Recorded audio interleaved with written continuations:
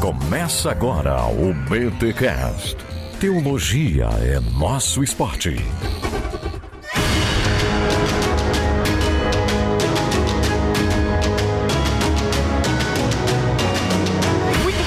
Muito bem, começa mais um BTcast, o terceiro da BT Week, aqueles da Bíblia. Eu sou o Rodrigo Bibo e foi golpe ou não foi golpe? Quero saber. E aí, foi golpe ou não? Eu acho que não. Eita, nós. Eita, não tivemos um golpe, ai. E eu sou Alexandre Melhoranza, e o que a humanidade separou, Deus uniu. Olha aí que bonito. E aqui fala André Heinck, e o Sul é meu país. Não. Ai. Pelo amor de Deus. Muito bom, hein? Cara, o Sul é muito bom, cara. É muito bom, muito bom. Olha aí, a geografia de Israel trabalhando aqui agora. É a de Israel, pelo amor de Deus, porque a nossa aqui, isso aqui é uma insanidade local.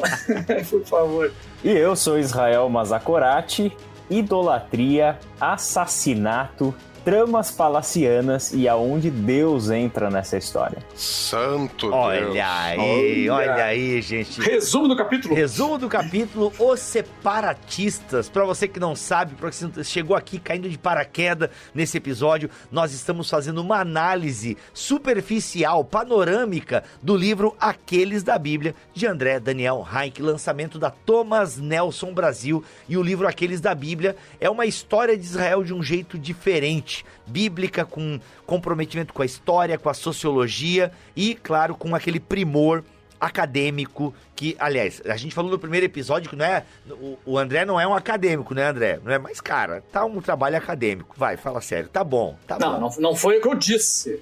Eu sou um acadêmico. Eu disse que o livro, ele não propõe uma grande inovação em nível de pós-graduação, em nível de debates de alta teologia, mas ele é uma porta de entrada para você entender essas discussões e procurar mais e aprender mais. Olha aí, é uma senhora porta de entrada, diga-se de passagem. Então, olha aí, gente, este livro, lançamento da Thomas Nelson Brasil, já está disponível e ouça esse episódio para ver se você quer ou não comprar esse livro, se vale a pena. Você que já está acompanhando a BT Week, você que já sabe, já conhece o nosso trabalho, olha, não espera, vai lá, garante o seu Aqueles da Bíblia, hein? Garante o seu Aqueles da Bíblia, porque depois vem reimpressão aí, e aí, né, garante o seu já nessa primeira impressão. É a que vem com todos os erros, né? Essa é a que vem com os erros, né? Originais, etc. Depois vai corrigindo. A primeira edição é aquela com errinho. Claro! Essa é legal, essa é que vale dinheiro depois, Isso! No sebo. Essa que é legal de ter. Tem a primeira com aquele problema. É, justamente. Não, e cara, eu tava conversando com o André hoje. O André é o nosso editor da Thomas Nelson. Porque o do André, eu peguei um erro agora no livro do André, né? Mas é um erro de digitação muito bobo, né, cara? Tá lá já. E, mano, passa. Um livro que não tem erro, acredite, é porque você não leu ele direito. E, gente, isso é muito triste pra quem trabalha, né? Tanto no mercado editorial, pra nós que somos autores, né? Porque, pô, você vai, você olha, você corrige, 3 pessoas leem o teu livro e lá na página 287 tem um erro de digitação, ou às vezes até um erro de uma construção frasal que você lê e fala, poderia estar melhor essa construção frasal. Gente, acontece. Então, se você acha um erro num livro, não manda lá. Pode mandar para a editora, porque daí na reimpressão, mas manda em tom amigável. Ó, gente, achei um errinho aqui na página 15 e tal. Pá, fica aí para reimpressão. Isso aí ajuda. Agora tem gente que vai lá e já... parece que a galera faz de qualquer jeito. Não, gente, olha, eu tô acompanhando o meu de perto, o Deus que Destrói Sonhos, e, cara, e é gente olhando. Nós, autores, né, André, damos várias olhadas e tal, enfim, gente, ó, o pessoal lá trabalha pra caramba, mas ainda assim passa. Então garante já essa primeira, que essa primeira é a entrega do autor, da editora. Então se tem algum erro, isso se torna até chique, né? Eu tenho a primeira edição, a pura, a virgem, olha aí. A virgem. Ai, muito bom, muito bom. Tudo pra você comprar agora.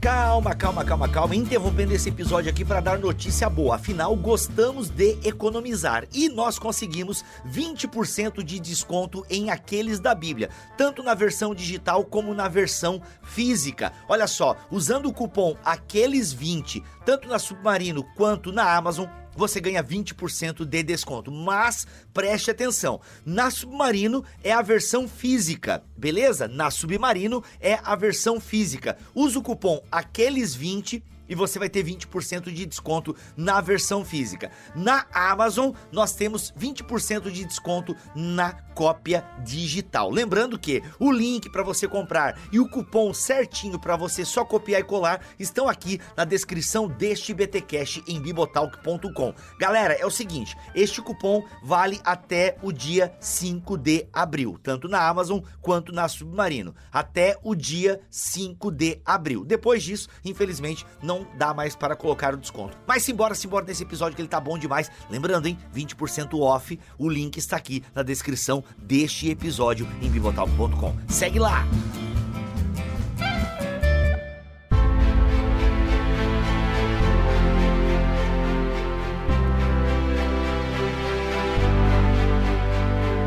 E hoje, senhoras e senhores, nós vamos aí falar um pouquinho dos separatistas, né? Viemos de uma monarquia, Davi, Salomão aglutinam o povo, mas de repente a gente tem a morte de Salomão e aí tem a separação. André, explica pra nós aí por que esse capítulo se chama Os Separatistas e o que tá acontecendo aí no Reino de Israel, nesse Reino Unido, que é uma coisa que a gente não falou um pouco lá, né? Nesse Reino Unido, que faz até uma comparação aqui com o nosso Reino Unido, se eu entendi bem a tua analogia no capítulo sobre os monarquistas. Mas aí, de monarquistas, passamos para os separatistas. E a primeira pergunta, então, que eu te faço, né, que já estou construindo a pergunta aqui é, por que não é anarquistas 2.0? Olha aí. Porque justamente eles não voltam a um modelo tribal anterior. Eles permanecem com uma estrutura estatal e reforçando cada vez mais essa estrutura estatal no norte também. Embora eles, de certa maneira, tenham um retorno a alguns modelos de ascensão ao poder que tem a ver um pouco com essa coisa do carisma pessoal, né, do combatente e tal. No caso do norte de Israel, eles mantêm uma estrutura estatal muito forte. E diria mais forte ainda do que a de Judá, é o que a arqueologia tem nos mostrado. Nós temos uma potência no norte, em Israel, que não há em Judá no sul, né? Ela é muito mais frágil em termos econômicos, em termos militares e tudo mais. Como Judá é o que sobreviveu, a gente fica com a sensação de que Judá era o melhor, porque tinha Jerusalém e tal, e não, né? A gente sabe hoje que Israel, sim, era o reino realmente poderoso nesse período. E o termo separatistas é porque não é apenas uma questão de voltar a modelos anteriores, mas há uma clara intenção de separação em vários níveis, inclusive na piedade, né? Inclusive na religião, na fé, há uma intenção estatal de diferenciar do sul. Isso é o que a Bíblia nos mostra muito claramente, que vai determinar o futuro desses dois modelos, né? Que a gente está falando de duas tentativas a partir daí de gerar grandes centros e unificações de identidade. Lembre, né, nós estamos falando de muitas tribos, de muitas identidades que existem dentro desse povo, desses clãs diversos, e que existe agora um Estado que tenta unificar esse povo, porque as nossas noções hoje de identidades nacionais, elas são forjadas, elas são fabricadas por uma estrutura estatal. E isso na antiguidade não era tão comum, e nem até muito recentemente, né, essa preocupação de se tornar tudo muito unificado. Mas o que existe ali, né, aparecendo no texto bíblico, é essa tentativa centralizadora de duas identidades monárquicas, né, centralizadas em dois cultos, inclusive, diferenciados, né, mas do mesmo Deus. Isso é importante, né? Então há uma diferença litúrgica aqui que está se montando principalmente a partir do Jeroboão. Então, o que a gente vem conhecer como Reino do Norte e Reino do Sul, na verdade a gente não vai encontrar essas nomenclaturas na Bíblia, né? O próprio André coloca isso no texto dele, né? A gente está acostumado a ler essas coisas na Bíblia, mas Reino e Sul são nomenclaturas nossas para identificar o que na Bíblia é identificado como de outra forma, né? Então, por exemplo, o norte, na verdade, é Israel. Então, Israel tem a ver com o norte, Judá é o Reino do Sul. E aí é o que o André colocou pra gente. É interessante porque a origem disso vem do período da monarquia como uma unificação. Então, havia ali em Davi, segundo Samuel capítulo 5, o rei sobre todas as tribos, o rei sobre, né, de um reino unificado.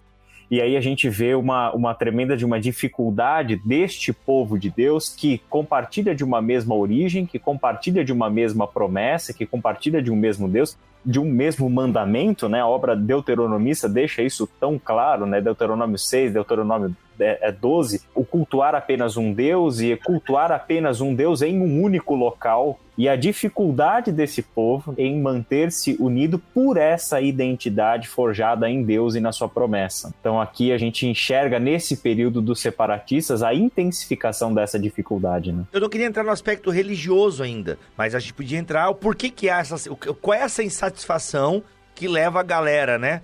Uma galera vai com Jeroboão, e aí eu queria que vocês me explicassem, porque eu já ouvi essa expressão, né? Jeroboão dá um golpe de Estado. O que acontece que a galera não se mantém, né? Essa dinastia davídica não consegue ainda unir o povo e, de novo, a galera mantém uma parada estatal, mas 10 vai para um lado e 2 vai para o outro. Ou melhor, não é que vai, né? Faz uma separação aí. Não é nem 10 e 2 exatamente. Isso é mais um fator simbólico, né? Do próprio texto, né? Que tem a ver lá com a profecia e tal, das 10 tribos. Né, mas a gente trabalha isso também na questão lá dos anarquistas e tal, né? Esse número 12 ele é muito mais simbólico do que divisão de estados e tal. Eventualmente aparece lá uma tribo de Gileade, eles deixam de fora tribos nas listas, às vezes não aparece uma que outra, né? Então eles não estão muito preocupados com uma exatidão de estados separados, porque não funcionava assim, a coisa era muito mais emprenhada do que a gente imagina. Mas o fato ali que o grande problema foi com Salomão, né? Esse cisma já era para ter acontecido com Salomão, porque existia uma grande insatisfação popular com o governo dele. Como ele tinha lá uma grande prosperidade, tinha construído o templo, tinha, vamos dizer, um status muito elevado, né, entre o povo, e o silêncio sacerdotal com as coisas que ele fazia, inclusive idolátricas depois, né? O que acontece? Vem uma profecia divina, né, alertando ele de que ele já estava julgado e que ele perderia este reino, mas por amor de Davi, não é nem por ele, Deus deixaria ele morrer para depois provocar o cisma. E esse provocar o cisma, ele acontece de uma maneira plenamente humana. Por isso que a gente trata sempre, né, dessa questão com duas linhas de explicação. Uma teológica, quer dizer, Deus dividiu o reino, e uma linha natural. E como é que Deus dividiu o reino? Por meio dos processos políticos naturais que o ser humano provoca. E qual foi o processo político natural? O Salomão, aliás, ele tinha criado uma estrutura estatal pesadíssima, onde ele colocou o próprio povo para trabalhar no serviço forçado dentro do modelo egípcio, de Corvéia, e inclusive com outras assimilações de povos ao redor. Por exemplo, dos cananeus ele assimilou o sistema de carraria, de combate, então carros de combate, que significa uma elite guerreira de uma aristocracia militar, criando novas estruturas sociais que não existiam no sistema clâmico, porque o sistema clâmico ele é todo nivelado por questão familiar, onde não existe assim uma questão de uma grande diferença social entre essas famílias, todas com suas terras delimitadas, e com Salomão começa a se ampliar cada vez mais essa diferenciação entre palácio, entre administradores, entre burocratas, entre cidade e campo. Isso vai ampliando. E aí o que acontece? O povo sente o peso disso, porque significa imposto, significa trabalho forçado, e é exatamente isso que aparece na reclamação para Roboão. Se você aliviar o chicote do teu pai, se aliviar a carga de impostos do teu pai, isso tudo, né, e que o texto bíblico descreve, inclusive principalmente sobre Israel, porque na descrição de quem paga a conta do palácio só aparecem tribos do norte, não aparece Judá. Então tá pesado sobre eles, e aí esse pessoal vem reclamando, não, alivia que a gente fica contigo. E lembrem, já no tempo de Davi e Salomão, a unidade era frágil, ele era rei de duas coroas, eles se consideravam dois reinos já, juntos debaixo do mesmo. E aí o que eles fazem? Eles convocam Roboão para ele ser confirmado como rei. E onde é que ele é convocado? Siquém. Eles não vão a Jerusalém para falar com ele. Eles chamam ele para ir a Siquém, que é o lugar do pacto federal lá de Josué. Um lugar santo importante, que é onde Abraão recebeu a promessa, etc. E ele vai para lá e o que ele faz? Chuta o balde. E aí fecha o tempo. E aí tem um oportunista de momento. Quem é? Jeroboão. Jeroboão, ele era o quê? O mestre de obras de Salomão das tribos do norte. Basicamente o presidente da CUT. Conhecia a galera, sabia da economia, sabia que tinha grana, estava ligado com o palácio. Ele é essa figura carismática no meio do povo, como era, por exemplo, no meio dos juízes. É o cara que conhece as necessidades do povo, é o cara que tem trânsito no meio desse povo. É o cara que falou bem no meio deles. É o cara que chegou, inclusive, a ter alguma conspiração contra Salomão e picou a mula para o Egito, como a Bíblia nos afirma. Teve que fugir, porque o Salomão tentou matar ele. Lembrem disso. O troço é antigo. E a gente sempre vê o Salomão como o bonzinho da história, mas não, ele é o tirano e o outro é o que foge. Tanto que Deus dá uma promessa para Jeroboão. Se você for fiel, eu vou abençoar o teu reino como abençoei Davi, etc, etc. Tinha uma promessa divina aí. E aí o que acontece? Acontece o cisma, de novo. Quer dizer, não, a gente chama muito de cisma, mas a gente tem que lembrar, me parece que é mais um desmembramento de dois reinos que estavam unidos durante 2 gerações do que exatamente uma divisão de algo que era solidificado, não estava bem solidificado. Eles já existiam de uma longa data, uma divisão. Lembrem, no final do tempo de Davi, aconteceu uma guerra civil, em que as tribos do norte lutaram contra as do sul, contra Judá. E Davi foi defendido pelo seu exército particular, porque ele tinha uma milícia própria também. Vocês podem ver no livro depois, ali nós temos no tempo de Davi pelo menos uns 2 ou 3 tipos de exércitos diferentes que ele coordena. E isso acontece uma guerra civil no final do reino dele. Ou seja, mesmo no tempo de Davi, você não tem uma noção de uma clara unidade desse povo todo. E com Salomão, rompe de vez lá no final, o governo dele é dramático, termina de uma maneira terrível.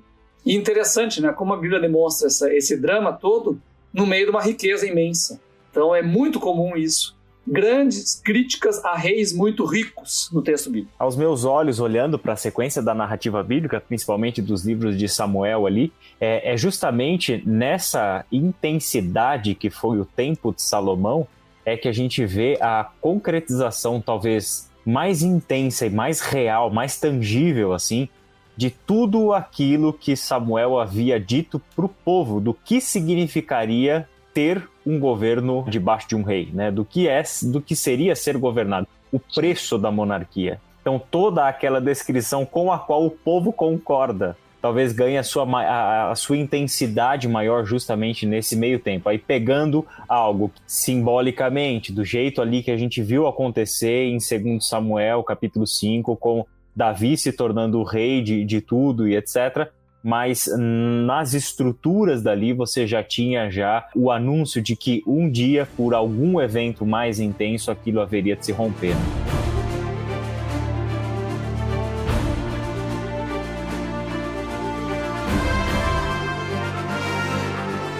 Tá, olha só, deixa eu tentar entender um negócio aqui. Você falou da questão da corvéia, André, muito legal, remete inclusive, né, ao Egito, aquela opressão toda. Aí tem o Roboão e o Jeroboão. E aí a galera, né, parte vai com Jeroboão, ou melhor, fica com Jeroboão, outra parte fica com Roboão. E a questão econômica, como é que fica aí? Tipo, daí não paga mais imposto, a galera vai se for... Como é que fica a economia? Porque não tinha também um mercado, um mercado internacional, né? Tipo, importação, exportação ou troca de mercadoria. O mercado comum israelita. O mercado comum israelita, enfim... Como é que fica essa questão econômica depois da divisão do reino? Tem alguma mudança drástica ou é só questão, não, vamos parar de mandar dinheiro para Jerusalém e vamos ficar com o dinheiro para nós aqui? O que a gente vê assim, no texto bíblico em si é que o reino do norte, inicialmente, ele sofre um baque, ele tem um tempo de reorganização, porque toda a centralização estava em Jerusalém. Vai aí uma geração, o Jeroboão não é primado pela grande riqueza e tal, né? Ele é mais por outros assuntos. Mas mais adiante, os descendentes dele vão ser extremamente prósperos. E Judá vai entrar numa franca decadência. Por que acontece isso? Porque o poder econômico natural está no norte. E o sul está com um problema sério. Para começar, o norte, o que acontece? A parte norte, que é Israel, ele está numa região muito mais fértil. Então, a grande produtividade agrícola está no norte. Ao redor, principalmente da Galileia, ali é muito produtivo. O Vale de Jezreel, famoso, né, inclusive na poesia hebraica, né, é o lugar, né, da grande prosperidade, da riqueza, ele também, né, está no norte. E ali passam os grandes corredores também de mercadorias, de negócios entre a Mesopotâmia e o Egito. Então passa tudo por ali. Então ali é o grande centro de possibilidades econômicas. Já o sul, ele é basicamente deserto, metade de Judá é deserto. Ele tem o quê? Talvez alguma questão dos poços de sal ali no Mar Morto, para baixo. E basicamente isso. E tem na vizinhança os filisteus, que são muito mais poderosos. Tá, então, isolado do comércio, tem um território frágil economicamente. Claro, vai ter uma produção aí de azeite de oliva e de vinho razoável, né? Porque o território de Judá é bom para isso, áreas secas são boas. Mas, de resto, é bem mais frágil. Então, com o tempo, a tendência foi se inverter. O Israel ficou com o poder econômico e Judá com a fragilidade. Note a importância que Salomão dava para esses recursos de impostos que vinham do norte, né? Grande parte vinha do norte. Então vinha essa produção toda do norte e alimentava boa parte dessa chamada riqueza de Salomão. Então ele fica basicamente com o norte. Mais tarde a gente vai ver, por exemplo, com Acabe. O Acabe é uma espécie de auge desse poder econômico. Ele constrói um palácio de marfim, a própria Bíblia fala disso. A arqueologia encontrou esse marfim, encontrou muito marfim em Samaria. Samaria foi construída como uma nova grande potência lá por Onri, ou Anri, que é o antepassado do Acabe, pai, o avô, não me lembro agora. Então o Anri, ele constrói Samaria, mais ou menos como Davi, ele compra essa cidade de um outro enclave, e como Davi, ele vai fazer uma nova capital dele para dirigir o reino, e vai fundar uma das grandes e fortes dinastias do Reino do Norte. E aí sim vai ter cada vez mais essa potência econômica no norte, centralizada no norte. E Judá vai ficando mais amíngua. Então essa é a tendência que acontece durante muito tempo. Alguma colocação, galera, sobre a questão econômica? Acho que ele andou estudando isso aí. Bom, olha aí, André, parece que escreveu um livro sobre isso, André. Pô, eu ia falar isso agora, Tô vendo. Muito bom, muito bom.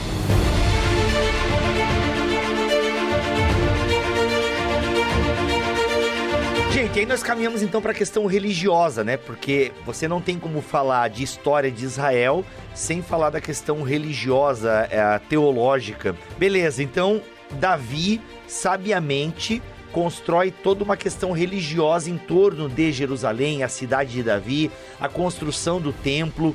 Eu acho que o templo, ele já ganha uma conotação importante na espiritualidade israelita, já no tempo de Davi e Salomão, aliás, no tempo de Salomão. Acho que o templo já ganha, pelo menos até o texto bíblico, dá um ar, né, da presença de Deus, da glória de Deus invadindo o templo e tal. Então, assim, a gente percebe que a questão teológica do templo tem uma importância ali para os monarcas e tal. Tá, aí há essa separação. Roboão fica com o templo, né, e fica com Jerusalém. Jerusalém era o centro cultico de Israel no período da monarquia. E agora, com essa separação, o que acontece? O pessoal não vai mais em Jerusalém cultuar. Qual é a sacada que o Jeroboão tem? Ou não, ou o pessoal vai e eu tô por fora. É isso que aparece na preocupação do Jeroboão. Ele separou o reino, mas a rigor, inclusive o que aparece nas profecias lá, é que ele deveria se manter fiel a Deus. Isso aí, em todo esse período do Antigo Testamento, fiel a Deus é manter o culto do mesmo jeito, é manter isso e a obediência aos mandamentos e tal. O que diz o drama dele lá, em 1 Reis 12, é justamente esse. Ele pensa consigo mesmo, tá, eu estou aqui no trono do reino restituído de Israel, né, o reino do norte. Quanto tempo vai levar para o povo achar que nós devemos estar junto com os outros do sul, debaixo de outra monarquia? Porque esse povo vai continuar indo a Jerusalém para sacrificar lá. Então imagina todo ano celebrar a Páscoa lá em Jerusalém, a grande festa da libertação de Israel. Então imagina a cena, vem Jeroboão e todo o seu povo para Jerusalém, para ele do lado do Roboão, lá no estrado do templo, e os dois oficiam junto com o sacerdócio a Páscoa com o povo todo reunido lá. E fora isso, todos os outros sacrifícios que são feitos, né, eventuais que você quer fazer, você vai a Jerusalém para isso. Então a pessoa, quanto tempo esse povo vai parar para pensar assim, tá, mas por que nós estamos aqui separados se nós estamos cultuando em Jerusalém? Vamos nos unificar. E uma vez unificando, aonde que eles vão escolher o rei? O rei recente, que não tem passado, não tem nada, ou alguém que vem vinculado a esse culto, a esse templo e tudo mais? Então ele pensou politicamente. E pensando politicamente, faz muito sentido o que ele decidiu fazer. Isso tem muito sentido, é isso que o texto bíblico apresenta. Ele cometeu uma abominação, mas que faz sentido. Por quê? Porque faz sentido político e não sentido piedoso de fé. Né? Essa é a questão. Na verdade, isso deixa claro o poder que a religião tem de unir as pessoas, ou separá-las também, né? Jeroboão se aproveitou dessa situação, como André disse, e viu quanto o elemento religioso pode unificar o povo, e resolveu meio que fazer um Ctrl-C, Ctrl-V com modificações, né? Porque alguns elementos do templo, do culto, foram mudados. Mas para quê? Para não deixar o povo ir lá para Jerusalém. Ele estava ciente desse poder unificador da religião. E não era interessante, uma vez que ele já tinha conquistado isso, ou ele tinha já definido essa separação definitiva, ele não ia deixar isso escorrer por entre os dedos dele. Tinha que ser feito alguma outra coisa, nem que inventasse uma outra religião. Tá, mas por que a Bíblia chama isso de pecado de Jeroboão, como tu cita no teu texto? Quem faz uma análise fabulosa disso é o Jacques Ellul, no Política de Deus, Política dos Homens. O que ele mostra ali? Ele mostra que Jeroboão ele não fez uma completa inovação no culto ali. Ele, na verdade, ele buscou referenciais da tradição do norte de Israel, do culto do norte, que vem já de remédio de longa data. A gente vê os 2 bezerros ali com certa ojeriza, mas tu tem que parar e lembrar de onde saíram esses bezerros. Ele já aparece uma menção do próprio Arão usando lá no Êxodo. Aí tudo bem, está vinculado à idolatria lá. Mas é que o que nós sabemos hoje, principalmente pela arqueologia, é que o bezerro é extremamente comum no culto de Israel antigo. Se encontra bezerro em todas as épocas, todas as eras, em tudo que é casa israelita, em todos os momentos. Então, ele está vinculado, sim, ao culto de Baal em alguns momentos, mas ele também está vinculado ao culto de El e também é entendido muitas vezes como um pedestal de Deus. É muito comum o uso desse bezerro para esse povo, ele está identificado com o povo. E o que ele acontece? O templo lá de Salomão, ele tem 2 querubins, que também são animais alados. Talvez touro, talvez um leão com asas, a gente não sabe como é que era exatamente. Então eles são animais alados. E aí ele busca o quê? Numa referencial que já existe no povo, são os bezerros. Mas principalmente os lugares. Ele pega Betel. Por que Betel? Poxa vida, está vinculado a Jacó, aos patriarcas. Quer dizer, ele está dizendo claramente, nós não temos a ver com o culto que Davi inventou em Jerusalém, porque Jerusalém não era um lugar sagrado. Não tinha tradição sagrada entre as tribos, ele era cananeu. Davi conquistou. Betel tinha, né? Betel tinha. Betel é uma relação antiquíssima. É uma das mais antigas relações. Só perde para Siquém, que também é deles.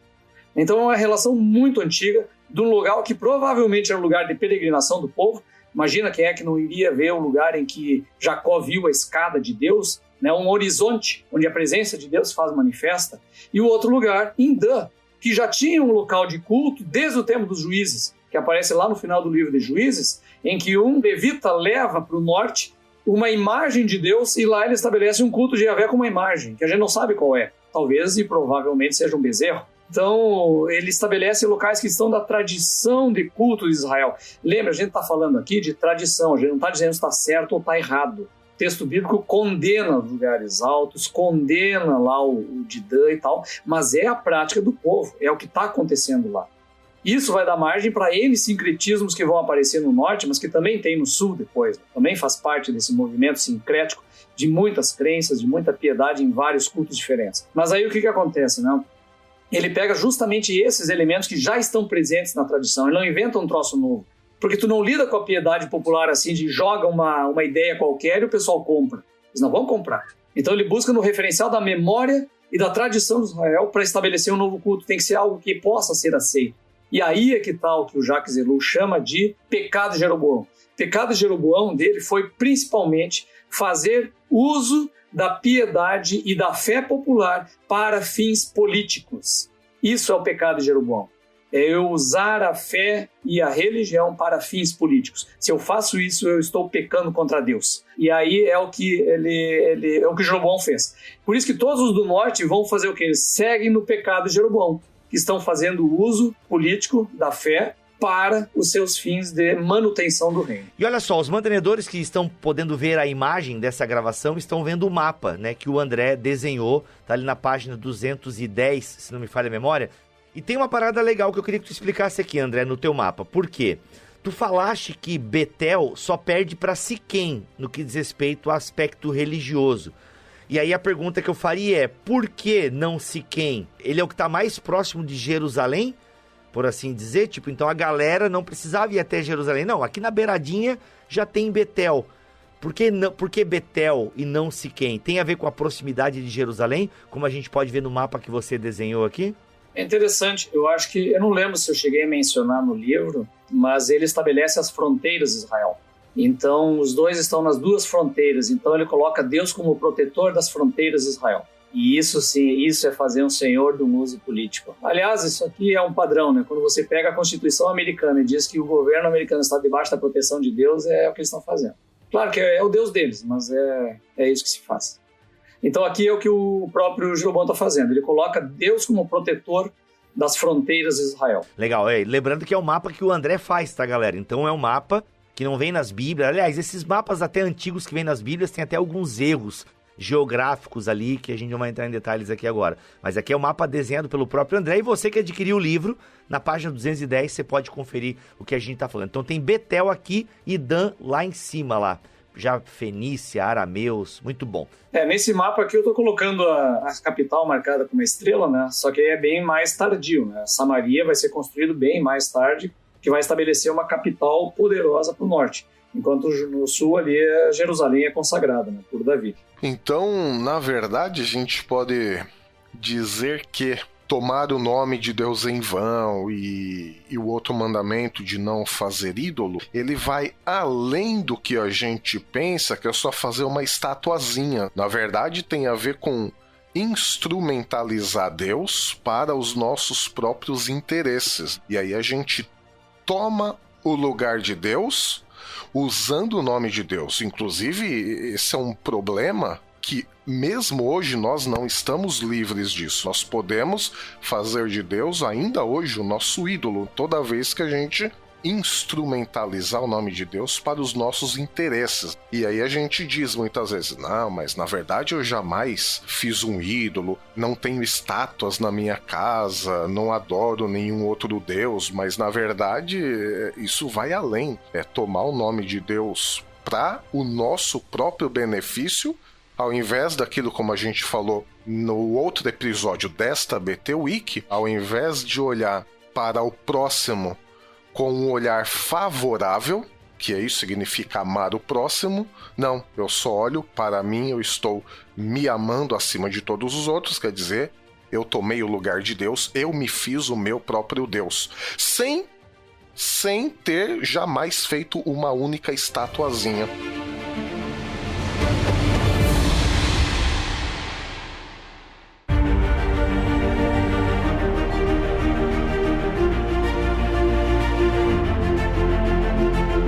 Diante disso tudo, um cenário caótico, onde Deus está sendo usado para legitimação do poder, para organização política, para manutenção de status e etc.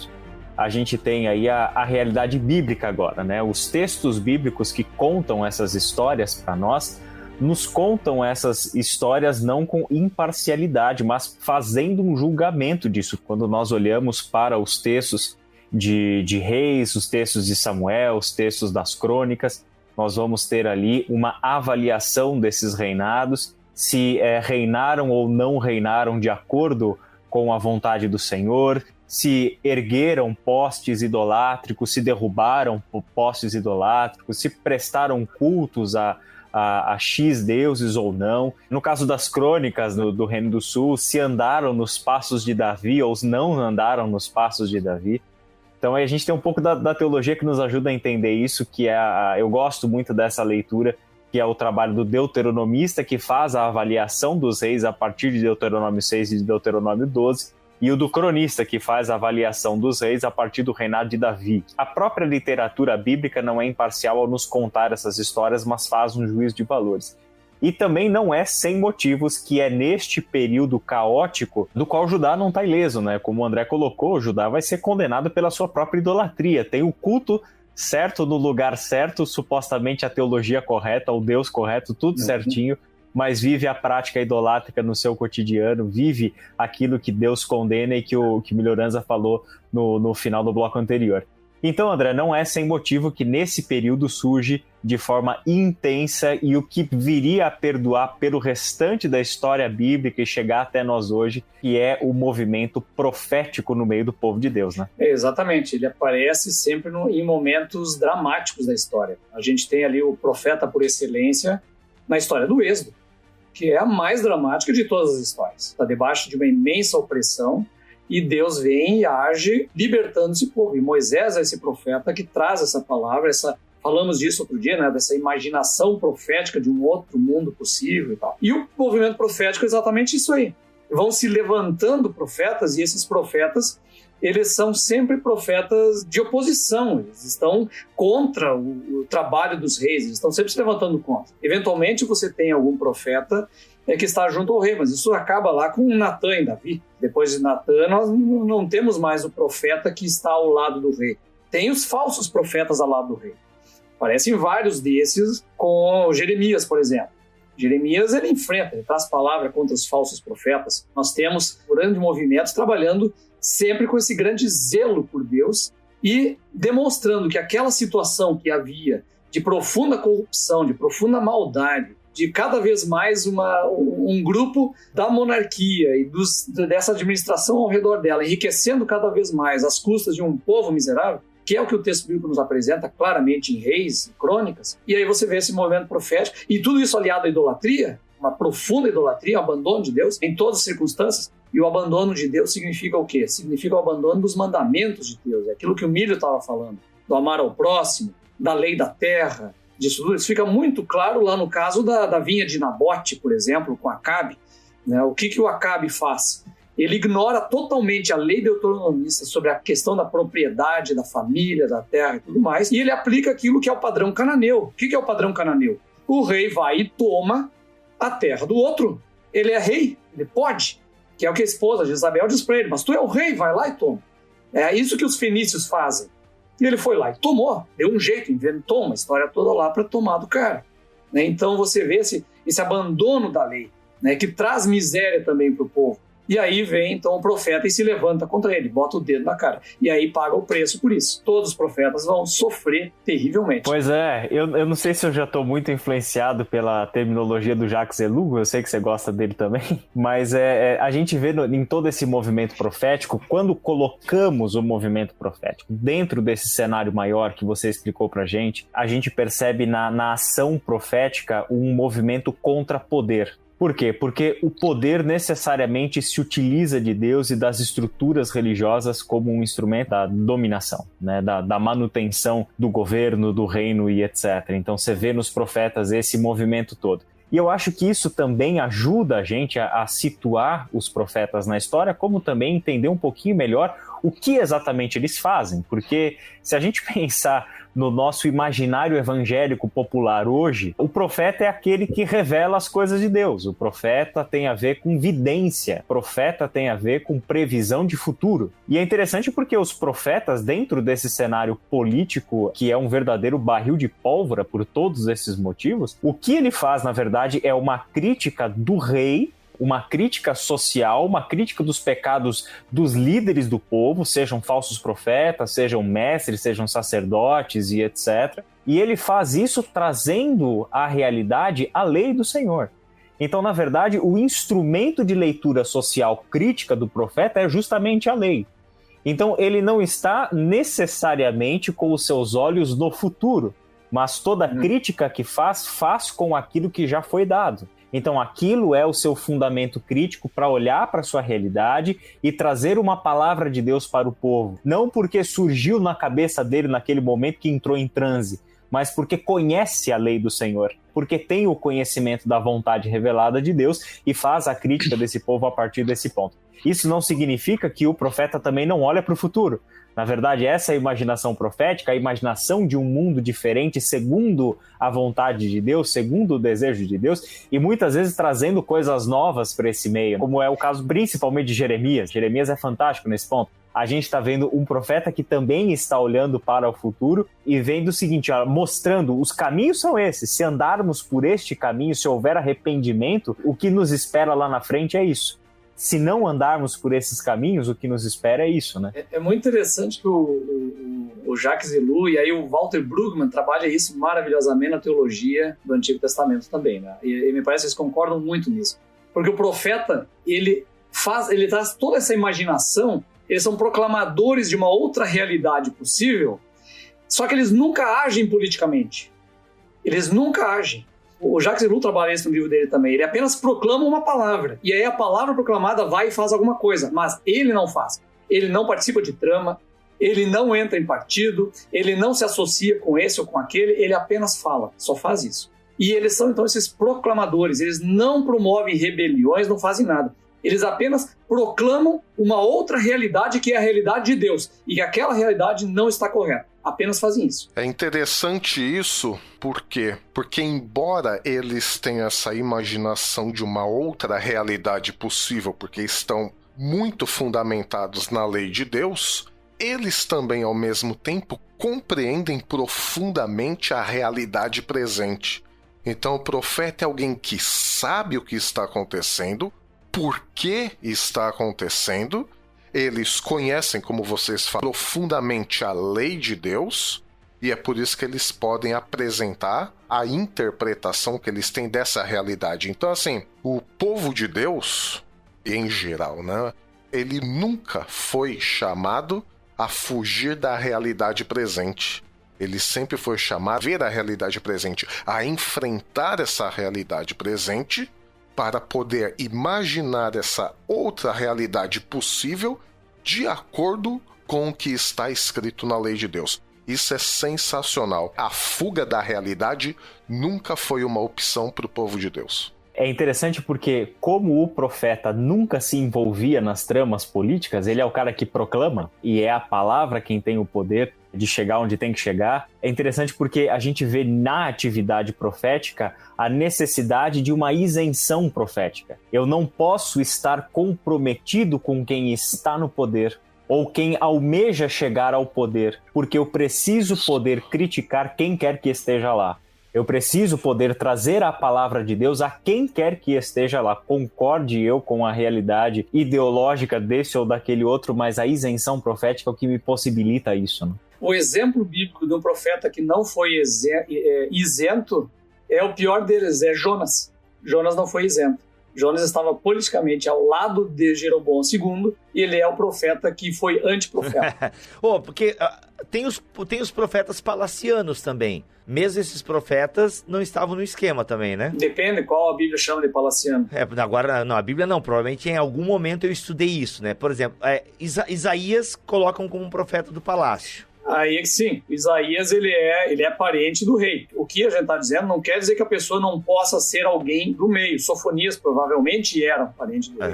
Mas eles não agem politicamente, eles apenas trazem a palavra profética. Mas tinha os profetas de Araque, né? Que é a galera que dizia o que o rei queria ouvir também. Os que são os 10 falsos profetas. Sim, Jeremias lidou com uma pá deles. A gente está falando hoje de agir politicamente, é uma coisa muito ampla, né? A gente hoje diz agir politicamente, sei lá, eu botar um post no Facebook, eu estou agindo politicamente.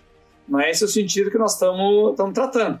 O emitir palavra profética contra alguma coisa é óbvio que vai ser uma ação política, no sentido que estamos dizendo. Mas o que nós estamos dizendo é que eles não são pessoas que estão dizendo tem que fazer isso ou aquilo, que tem que fazer uma trama e tem que derrubar isso ou fazer aquilo. Ele não faz isso, ele anuncia aquilo que deve ser, a verdade divina, a verdade, a palavra de Deus, o que está errado e aquilo que Deus propõe como uma verdade. Agora, ele não é um cara que vai trabalhar numa trama, isso não aparece na Bíblia. Aparece sim, os falsos profetas, outras figuras aparecem, aí sim.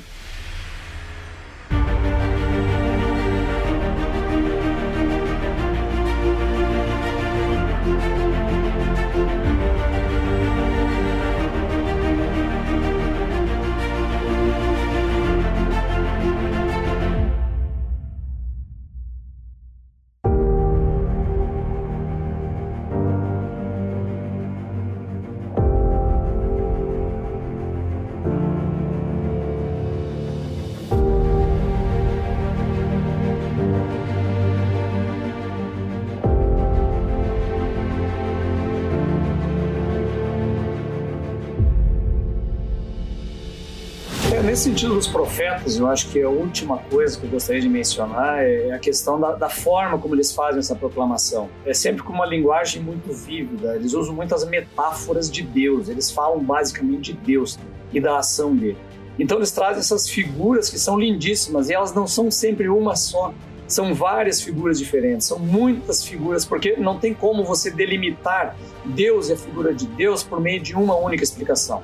Então eles vão usar figuras de linguagem maravilhosas. Então, eventualmente, eles vão falar o que o julgamento de Deus ele aparece com umas nuvens terríveis, o dia do Senhor que vai vir com desolação. Às vezes é os gritos de uma mulher dando parto. Às vezes ele vai trabalhar como o contrário disso, né? Como é que é o reino de Deus depois? Quer dizer, ele vai ser pacífico, porque até um leão e o boi vai pastar junto. Olha a figura de Isaías, né? Ou então um rei que vai chegar humilde na cidade, montado num jumento, por aí vai. Então ele tem uma figura muito vívida desses profetas que vai descrever Deus de diversas maneiras diferentes. E que Jesus também vai usar lá essas metáforas por meio das parábolas, por meio de dizer assim, puxa, Deus é como uma galinha, né? Eu queria ser como uma galinha que puxa, né, os pintos para baixo das asas. Então, essas figuras da metáfora que são a riqueza dos profetas e de ler os profetas. O Jeremias chega a usar isso que depois virou senso comum hoje, falar em ato profético. Quer dizer, ele chegava a ir lá no oleiro e ver um oleiro trabalhando e diz, isso Deus é assim. Deus age conosco assim.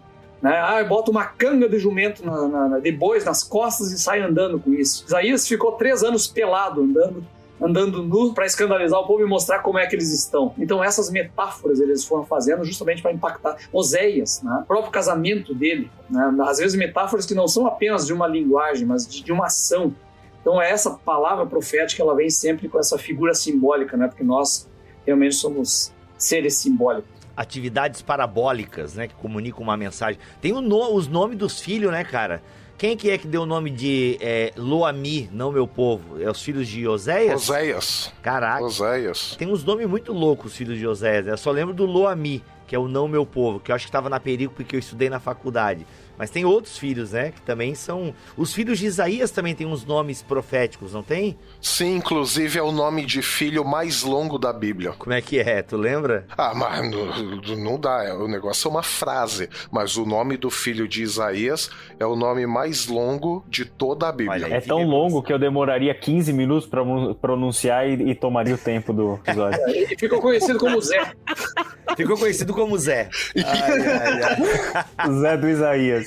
Zé do Isaías, muito bom, cara, muito bom. Gente, é isso. Mais um episódio da BT Week, o terceiro episódio dessa jornada que nós estamos aqui pela história de Israel, com base no livro Aqueles da Bíblia, lançamento da Thomas Nelson Brasil, que você já pode adquirir e os links estão aqui na descrição deste podcast, ok? Tem promoção, tem cupom de desconto, dá uma olhada aqui na descrição deste episódio que você vai comprar com desconto e claro, o melhor de tudo isso, você vai ter um conhecimento show de bola sobre a história de Israel e você vai estar ajudando um autor nacional. E ainda um terceiro, comprando pelo link do Bibotalk, você abençoa o nosso ministério. Israel, obrigado pela tua presença aqui nesse episódio, cara, foi sempre bom ter você de novo aqui com a gente. Eu que agradeço o Bibo, o André, Melhoranza e um abraço para todos os seus ouvintes aí. Valeu, Milho, tu se despede da BT Week, né, tua última, ou tu vai participar das outras gravações, né, Milho? Tu tá convidadaço. Não, amanhã, se for nesse horário, eu posso. Então, chega mais, que a gente tá gravando aqui, gente, loucamente a BT Week, pra você ter essa semana inteira aí de podcast. Então é preparação, gravação, edição, fazer as vitrines, é uma doideira. E o André, não vou falar nada porque ele é obrigado a estar aqui nessa BT Week. Mesmo cansado, com uma mudança nas costas, um filho gripado, é uma doideira. É isso. Gente, voltamos amanhã, se Deus quiser e assim permitir. Fiquem todos na paz do Senhor Jesus.